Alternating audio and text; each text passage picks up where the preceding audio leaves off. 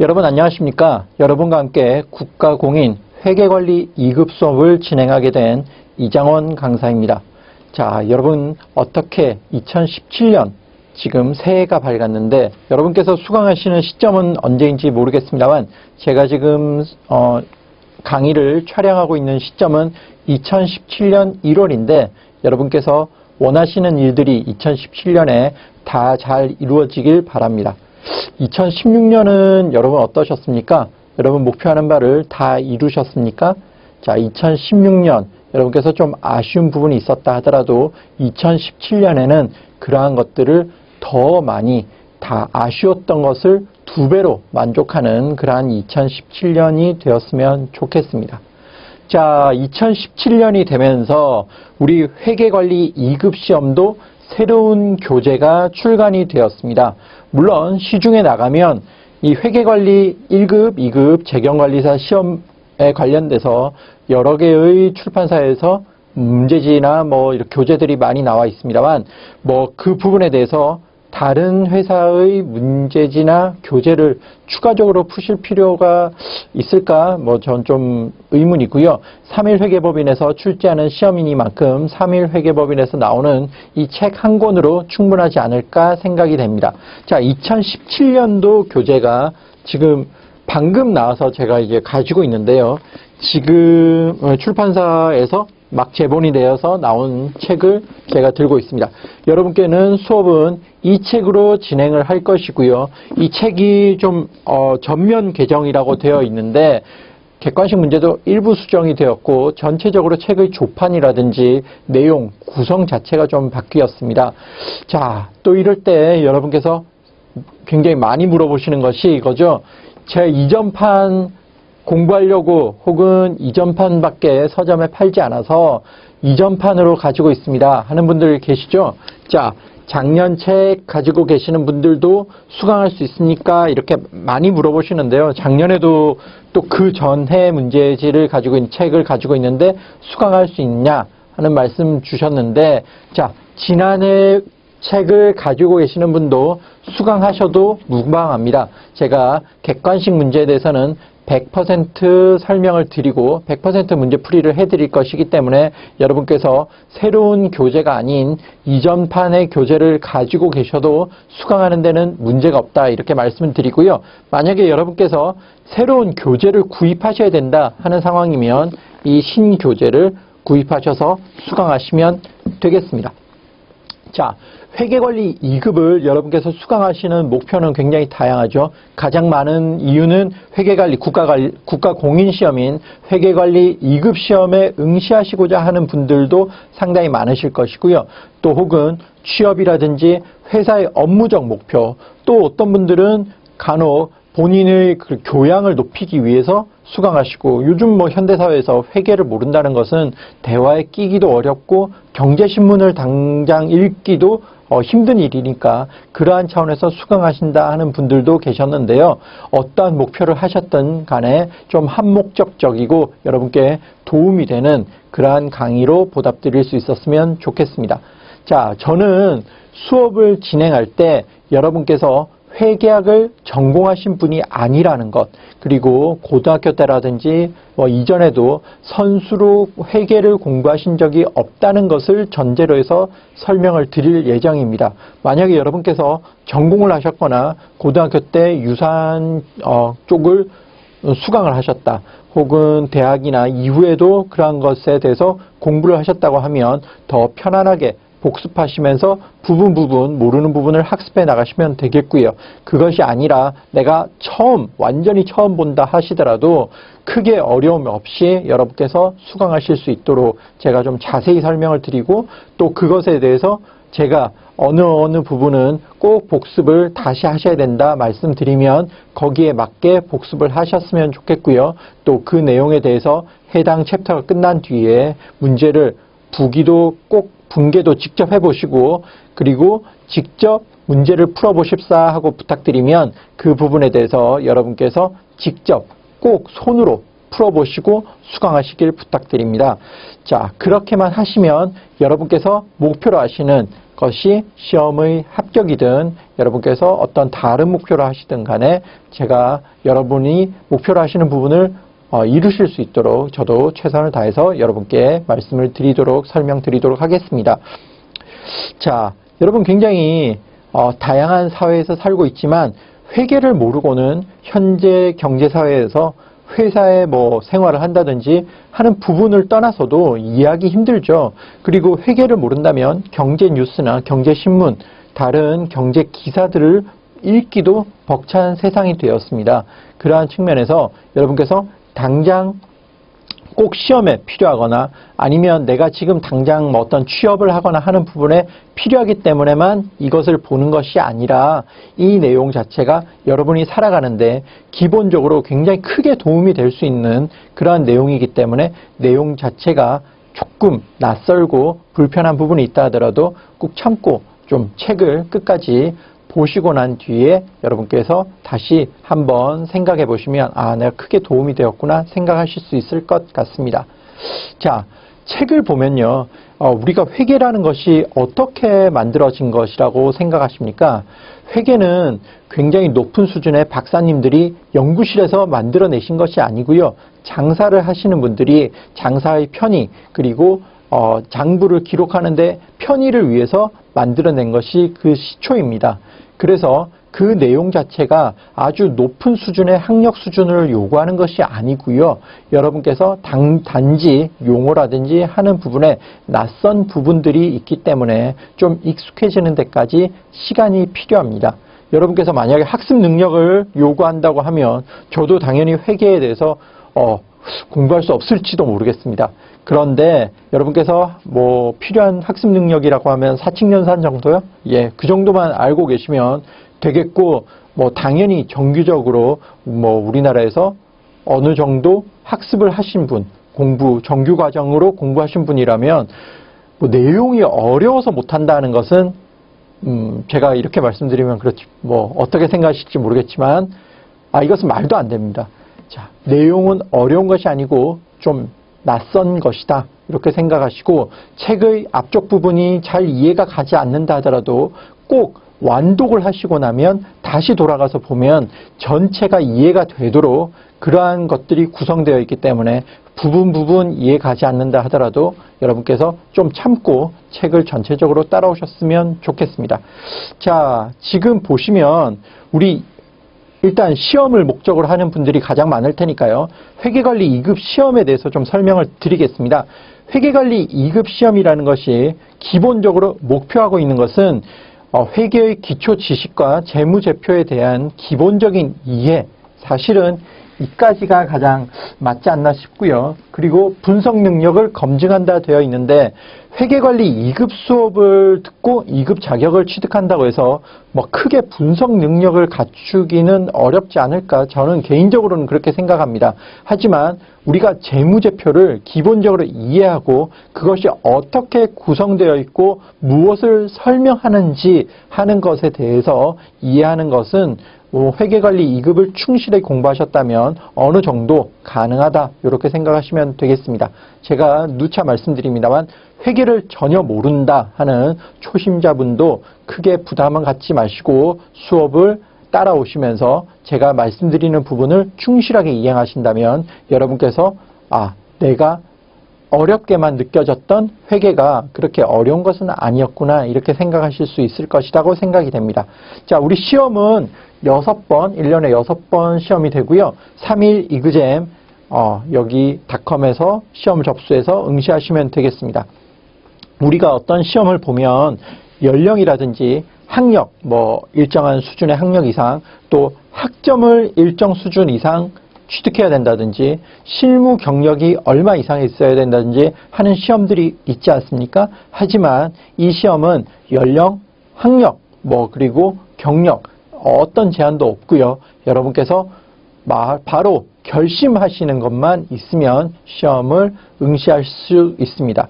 자, 시험 과목은 회계원리, 우리가 수업하게 된 이 회계원리 한 과목으로 시험이 진행되고요. 100% 객관식 문제로 시험이 출제됩니다. 자, 지금 2017년도 시험 일정이 나와 있는데요. 이것은 시험 접수 페이지에서도 보실 수 있습니다. 1년에 6번 시험이 되고, 시행이 되고요.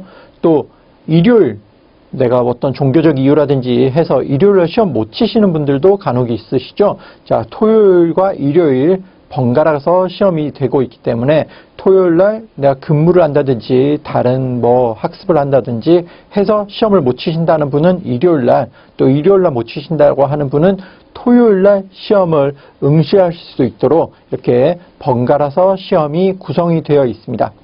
자, 여러분께서 수강하시는 이 시점에 혹시 시험이 접수하는 접수 기간인가요?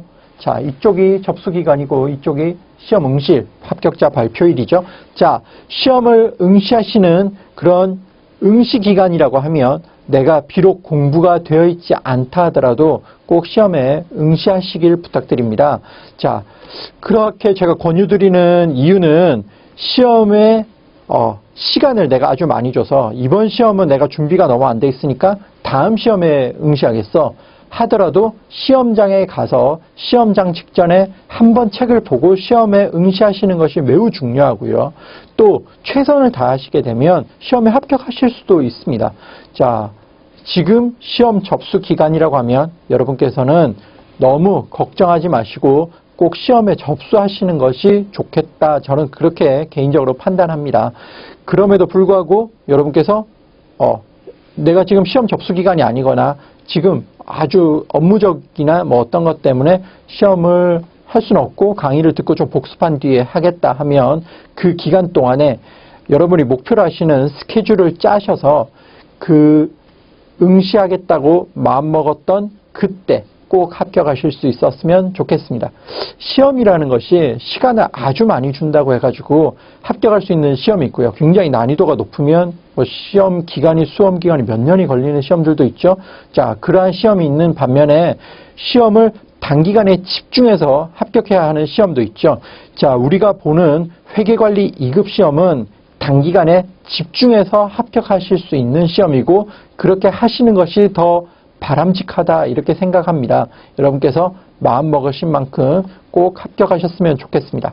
자, 이 교재의 구성에 대해서 좀 살펴보면요. 제가 앞서 말씀드린 것처럼 해당 챕터의 내용들이 맨 처음에 서머리가 되어 있고요. 책의 교재를 여러분도 한번 넘겨보시죠. 핵심 노트라고 되어서 서머리가 한번 되어 있고 이 서머리의 내용을 바탕으로 한 자세한 설명이 되어 있고요. 해당 챕터가 마무리되기 전에 OX 문제라든지 사례들을 통해서 여러분께서 복습하실 수 있도록 구성이 되어 있습니다. 그리고 이전 버전에는 바로 객관식 문제가 구성이 되어 있었는데 객관식 문제는 실전편으로 뒷파트에 모두 모아져 있는데요. 저는 설명을 해당 챕터의 내용을 여러분께 설명을 드리고 객관식 문제를 미리 여러분께서 해당 챕터의 문제를 풀어보시고 객관식 문제 전량을 제가 여러분과 함께 직접 강의 시간에 풀어보는 것으로 진행하도록 하겠습니다. 자, 여러분께서는 제가 말씀드리는 그러한 순서대로 꼭 따라와 주시면 되겠고 여러분께서 복습해 주십사 부탁드리는 것은 꼭 복습해 주시고 미리 문제를 풀어보시고 강의를 들으시라고 말씀드릴 때 꼭 그렇게 해 주시길 부탁드립니다. 그러한 것들만 잘 이행해 주시면 여러분께 이해를 드리고 설명드리는 것은 또 제 몫이니까 저는 열심히 여러분께 설명을 드리도록 하겠습니다. 자, 제가 이렇게 전체 문제를 이렇게 빔 프로젝트를 쏘아서 여러분께 설명을 드릴 것입니다. 그래서 이전 버전의 책을 가지고 계시는 분들도 해당 문제가 서로 조금씩 바뀌거나 문제가 신유형의 문제가 추가되었다 하더라도 크게 그렇게 부담 없이 따라오실 수 있고요. 이전 버전이라 하더라도 여러분께서 객관식 문제를 다 풀어보시고 추가된 문제라든지 하는 부분은 제가 잘 알고 있으니까 문제를 풀어드리면서 이러한 부분은 신유형이니까 이런 것도 좀 유의 깊게 보실 필요가 있겠다 이렇게 설명을 드리면 그러한 부분은 추가하셔서 학습하시면 될 것 같습니다. 자, 여러분 회계가 뭡니까? 회계가 뭐냐? 회계 원리를 다 수강을 하시고 책을 덮은 상태에서도 회계가 뭐냐? 이렇게 여쭤보면 회계가 뭐 숫자로 이렇게 장부 막 쓰고 이렇게 말씀하시는 분들도 굉장히 많아요. 그리고 회계가 북이라고 생각하시는 분들, 이렇게 기록하는 것이 회계다 이렇게 생각하시는 분들도 있는데, 최소한 우리가 회계를 공부한다고 하면 회계가 뭔지는 알고 시작해야 되겠죠. 자, 회계라는 것은 회사의 경영활동에 관심을 갖는 굉장히 많은 이해관계자가 있지 않습니까? 그러한 분들에게 합리적 의사결정, 합리적인 디시전 메이킹을 할 수 있도록 우리가 도움을 주는 그런 재무적 정보를 전달하는 과정을 회계라고 한다. 이렇게 생각하시면 되겠고요. 이 정의에 대해서는 여러분께서 알고 계시면 굉장히 유식하다는 얘기를 듣죠. 어디 가서. 자, 그리고 또 많이 듣는 것이 재무회계는 뭐고 관리회계는 뭐냐, 이런 질문들도 간혹 받으시거나 여러분께서 궁금증을 가지고 계실 수도 있죠. 자, 재무회계라는 것은 일반적인 범용의 회계를 재무회계다 이렇게 말씀드리고, 일반적인 재무제표가 구성되어 있고 공시가 되고 어떠한 것들이 우리가 일반적으로 보는 것은 재무회계를 기초로 하고 있다 이렇게 생각하시면 되겠습니다. 그러면 관리회계는 뭐냐?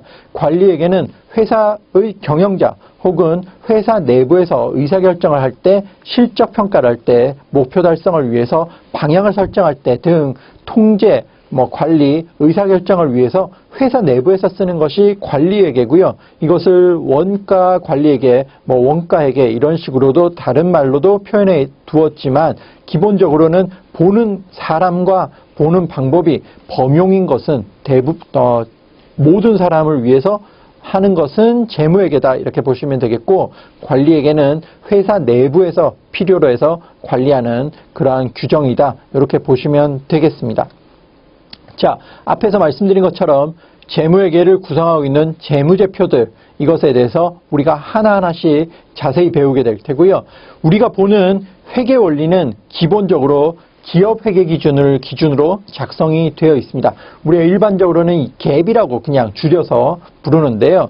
이 기업회계 기준으로 설명을 드린다고 말씀드리면, 선생님 요즘은 국제회계기준이라는 IFRS라고도 하죠. IFRS에 대해서 우리가 더 중요하게 생각해야 되는 것 아닙니까? 이렇게 말씀을 주시는데, 자, 기업회계기준과 IFRS가 완전히 별개고, 기업회계기준을 알고 있지만 IFRS는 적용을 못한다, 이런 것이 아닙니다. 기업회계기준은 우리나라가 예전에 가지고 있던 쭉 써온 회계의 정리하는 그러한 기준이 되겠고요.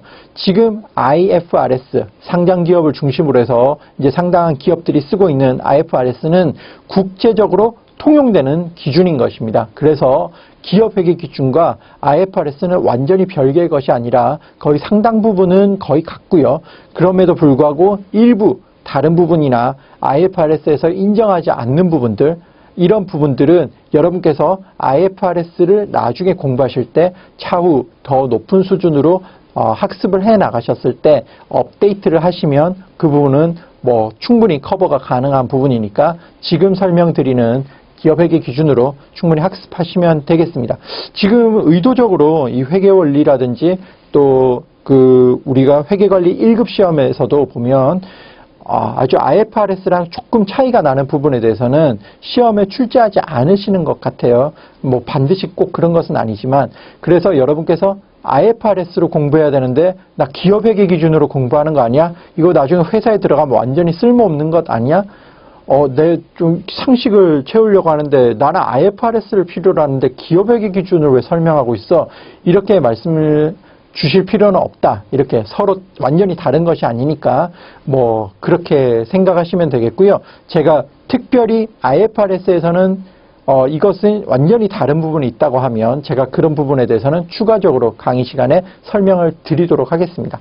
자, 그래서 크게 그런 부분은 걱정하지 않으셔도 되겠고, 이런 것이 다른 부분이 조금 차이가 있지만 나중에 충분히 부분적으로 업데이트 하시는 양이 많지 않으니까 크게 걱정하지 않으셔도 된다, 이렇게 보시면 되겠습니다.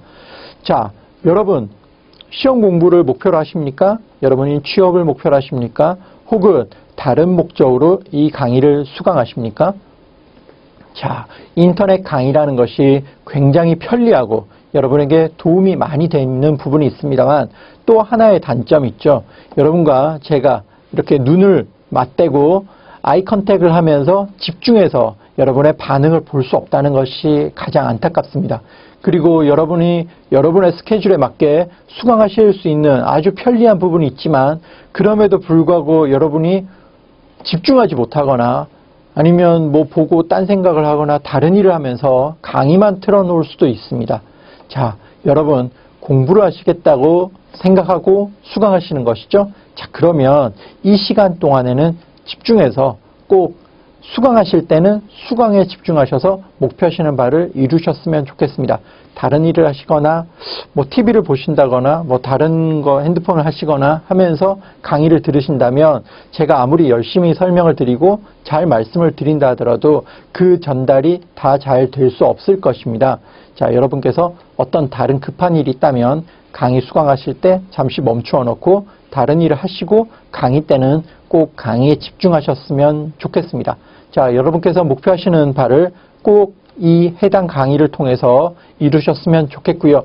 그러기 위해서 저는 최선을 다하겠습니다. 여러분도 열심히 수강하셔서 목표하시는 바를 꼭 이루셨으면 좋겠습니다. 자, 그러면 본격적인 수업은 다음 시간에 진행하도록 하겠습니다. 고맙습니다.